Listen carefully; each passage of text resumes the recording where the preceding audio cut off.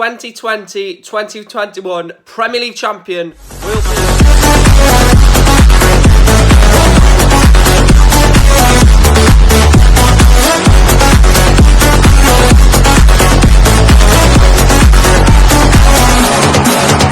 Hey guys, welcome back to another video on the channel, and today will be my Premier League predictions for the 2020-2021 Premier League season. Now, before I go on to make this video, please make sure to smash a like on the video if you enjoy, and follow my socials in the description. Now let's get on with the video. In 20th place, I've got West Brom. I believe that West Brom haven't signed well enough at the time of recording, which is the 10th of September. And I think that due to the lack of signings they've made, I think West Brom will finish in rock bottom.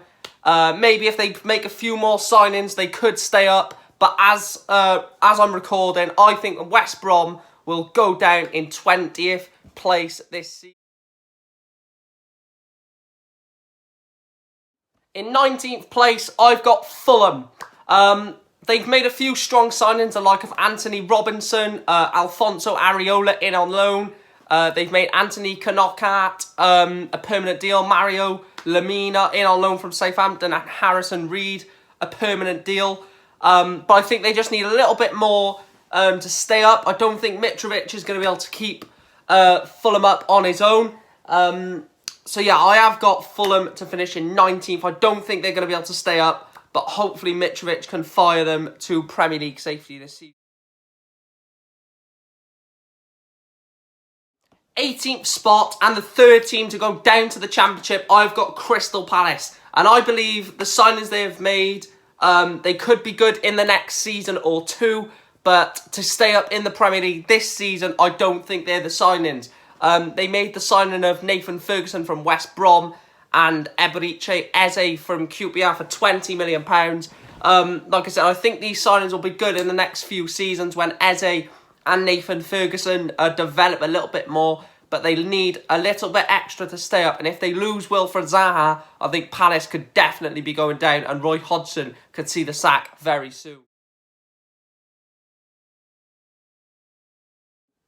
Next, I have 17th place Brighton and Hove Albion. Now, I feel like the signings they've made, the likes of Adam Lallana from Liverpool and Veltman from Ajax and Lars Dendoncker, could keep Brighton and Hove Albion up. They've got the experience with the likes of Lallana and Veltman, and they've got the young prospect of Lars Dendoncker. Hopefully he can follow in his brother's footsteps like he's done at Wolves. But I do think Brighton and Hove Albion will stay up if they keep the likes of Dunk as well. Neil Maupay, if he scores a few goals this season, that'll be good.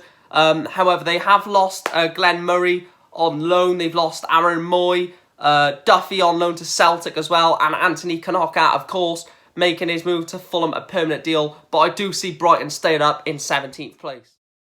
16th place, I've got Aston Villa, the team that narrowly stayed up last season through the qualities of captain Jack Grealish. Now, I think adding Matty Cash and Ollie Watkins into that team, you know, two quality players that done it in the Championship last season, like Grealish done it 2 seasons ago now in the Championship. I do think Villa are going to stay up. If there's a few more through the window, potentially Saeed Benrahma, if he is to come through the door at Aston Villa, I definitely think the Villains will stay up. I do still think Dean Smith will keep Villa up again. Just the quality they have in the squad there, the likes of Matty Cash, Jack Grealish, John McGinn, Ollie Watkins, and I do think they'll stay up. So Aston Villa in 16th place for me.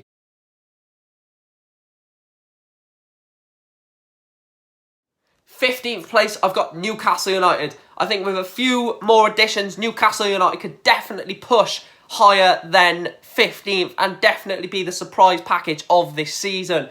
However, the double signing from Bournemouth of Callum Wilson and Ryan Fraser could help the Magpies finish a lot higher than 15th, but they need to keep hold of some decent players they have at the club, the likes of Lascelles, Martin Dubravka, and I do think that with a few more additions, Newcastle could generally be the team that shock the Premier League this season and finish a lot higher than I've got in 15th. But as things stand, the signings they have at the time of recording, I do see Newcastle United finishing 15th place this season.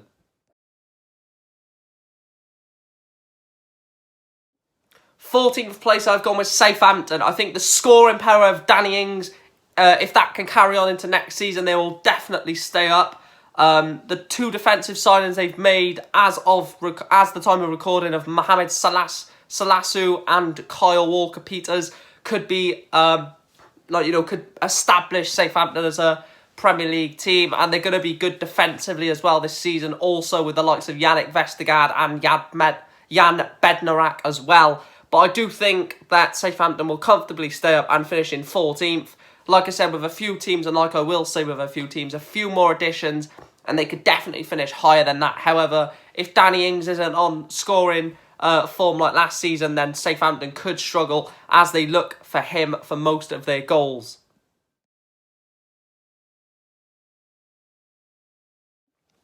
13th place, I have gone with my first shock of the season. I've got West Ham to finish in 13th. I think the likes of Felipe Anderson and Thomas Souček are quality players in the West Ham team. And if Declan Rice stays and a few more additions come through the door at West Ham, they will be absolute outsiders to sneak a European place. Obviously, the controversy that went on with West Ham, the likes of selling Grady Diangana to West Brom for only £18 million, infuriated Mark Noble and Declan Rice and a few other West Ham players. But I do see West Ham being an outside bet for a European place in 13th place.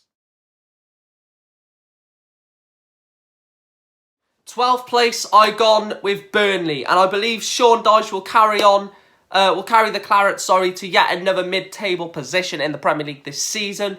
They haven't made any notable signings as of yet. However, a potential sale of Dwight McNeil could deflate their chances of finishing in a mid-table position, and added that with a potential departure of James Tarkowski, and Burnley could definitely be in with a relegation scrap this season. However, I do see the management of Sean Dyche and a few good players in the Burnley team, the likes of Chris Wood and Johan Gudmundsson, keeping Burnley up this season. But if they do lose McNeil and Tarkowski, it could be a very long season for the Clarets. In 11th place, I've got Sheffield United. Now, after the heroics of last season, I've got Sheffield United to finish in upper mid-table again. Losing Dean Henderson back to Manchester United is a big blow, but they have replaced him with Bournemouth shot-stopper Aaron Ramsdale. The key signings they've made of Max Lowe, Jayden Bogle and Ethan Ampadu on loan keep in with the club's structure of bringing in young youth talent, British talent that are going to grow and potentially come on to be Sheffield United heroes in the future. However, losing Kieran Freeman is a big blow for them, as he is a versatile player and a very good squad member. But I do see Sheffield United finishing in 11th place this season.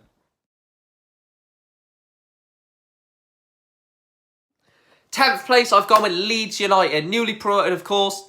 And I believe that their 16-year wait from being in the Premier League is going to be with a bang. The signing of Rodrigo from Valencia and some more potential signings of Julian Draxler could help establish Leeds as a Premier League team once again. Now, these signings are very good, but they need to make sure that they actually gel into a team. They haven't gone full blow and spent hundreds of millions of pounds on about 12, 13 players. They've brought in Rodrigo, who is a quality proven striker, and they're going to bring in Julian Draxler, it looks like, and Rodrigo de Paul, who are quality playmakers. So Leeds United will finish in 10th and stay up in their first season back in the Premier League. In 9th place, I have got Wolverhampton Wanderers, a team that got to the Europa League quarterfinals last season, and the manager Nuno Espirito Santo and the owners have ambitions of a lot more with this Wolves team. The signings of young Fabio Silva and Martial from Lyon, who done very well in the Champions League last season, could push Wolves into a Europa League place. However, I do not believe they're going to have the consistency to go the whole season and keep up with some of the teams that you'll see above them. And I don't think they're going to make that many more signings. But I do see Wolves comfortably finishing in 9th, potentially more if they sign some more. But Wolves in 9th place for me. In 8th place, I've got Carlo Ancelotti's Everton, and I believe this could be a successful season for the Toffees. The midfield signings of Alan, James Rodriguez and Abdoulaye Doucouré can push Everton and to break them into the top 6 this season. They need to keep hold of the likes of Richarlison, Dominic Calvert-Lewin, and many more, and Luca Digne as well, who has had interest from Barcelona to bring him back to the Nou Camp, and Manchester United as well. However, I do feel like Carlo Ancelotti's footballing brain would be able to keep Everton in an 8th place position this season and potentially break into that top 6 like Leicester did last season.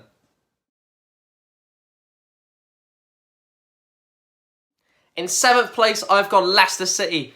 I feel there could be a few more signings at the King Power. The speculation of Dwight McNeil and Nicolas Tagliafico to Leicester could help them finish more than 7th. However, retaining players like James Maddison, Jamie Vardy and Wilfred Ndidi, along with many more, could help the Foxes regain a top 6 place. And I do think out of all the teams chasing that top 6 place, they are the favourites to actually break into it. You will see with my top 6 who I've got in there, but I do think Leicester could potentially push higher than 7th if they sign a few more players through the door.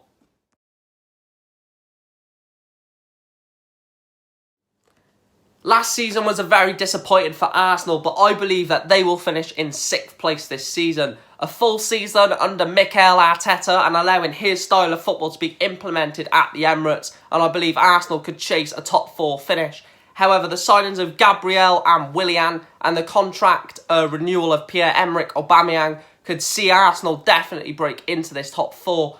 Arsenal will have a strong season this season, potentially even a trophy as well, like last season under Mikel Arteta. But I do see Arsenal having a very successful season. They will finish 6th in my opinion, but it's going to take a long time to implement what Arteta's trying to do. Maybe a couple of seasons before they actually reach the pinnacle of what they can get to under Arteta, but I do think Arsenal will finish in 6th place this season.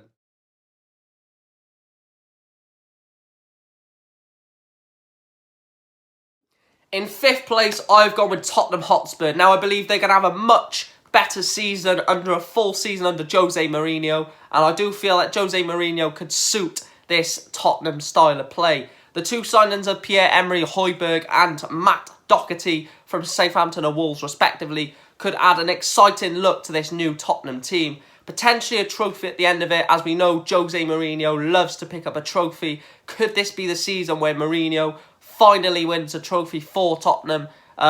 Maybe it could be in the All or Nothing series, but we won't talk about that. But I do think that Tottenham will finish in 5th and potentially an FA Cup or a Europa League win at White Hart Lane.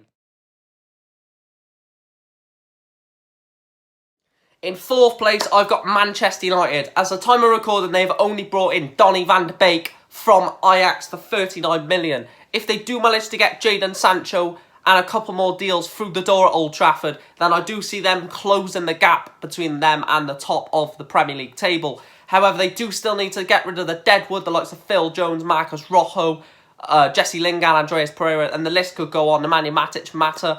But I do think United will have a solid season under Ole Gunnar Solskjaer, and I think that Solskjaer could sort of add this new, vibrant look to Manchester United and bring the glory days back to Old Trafford. But this season is just going to be stability, and just hope they can get the deals through the door at Old Trafford. In 3rd place, I have last season's Premier League champions Liverpool, and I believe that they just haven't strengthened from their squad from last season. They might lose Gini Wijnaldum, but are replacing him with Thiago Alcantara from Bayern Munich. Thiago will be a massive addition to the squad. However, they need to start adding to the squad rather than just getting rid of to bring in. If they get injuries to the likes of Sadio Mane, Virgil van Dijk or Mohamed Salah for a lengthy period of time, then Liverpool could be in deep trouble next season. They do need strength in quality and depth to be able to bring the likes of Sadio Mane off and bring someone who is equally as good as him, like Man City do. But I think Liverpool will finish in 3rd and not retain the Premier League title this year. In 2nd place, I have gone with Chelsea. I think the title race will be quite tight and Frank Lampard could do well with this exciting new Chelsea team. the likes of Timo Werner, Hakim Ziyech and Kai Havertz could help Chelsea to a second place finish and maybe even deliver a trophy along the way. However, I do think they are a little bit off a Premier League title as things stand. They do have the quality of Kai Havertz, Timo Werner, Hakim Ziyech, Ben Chilwell and Thiago Silva through the door. However, Kepa Arrizabalaga is not the goalkeeper, that they need to strive them forward, and I think they do need a better number one between the sticks before they can challenge for a title. But Chelsea to finish in second and give first place a run for their money. And to win the Premier League title, I have gone with Pep Guardiola's Manchester City. After being miles away from Liverpool last season, the additions of Nathan Ake and Ferran Torres could definitely push City to the Premier League table, top of the Premier League table, where Liverpool haven't strengthened, City have, and they've still got the likes of Sergio Aguero, Kevin De Bruyne, Raheem Sterling, Riyad Mahrez, Bernardo Silva, the list goes on, and a few more signings, potentially Kalidou Koulibaly, could definitely strengthen City to a title-winning team. And I think that Pep Guardiola will bring the Premier League back to Manchester, to the blue side, and Manchester City will win the Premier League again. That's it, guys. Thanks for watching my Premier League predictions. And if you have enjoyed this video, please make sure to smash a like. And like I said, follow all my socials. They will be in the description below. Follow my TikTok, follow my Instagram, and follow my Twitter. If you have any questions on there, then please make sure to message me on those socials. Don't forget, up the county. Anyway, guys, stay safe, and I'll see you in the next one. See you, guys.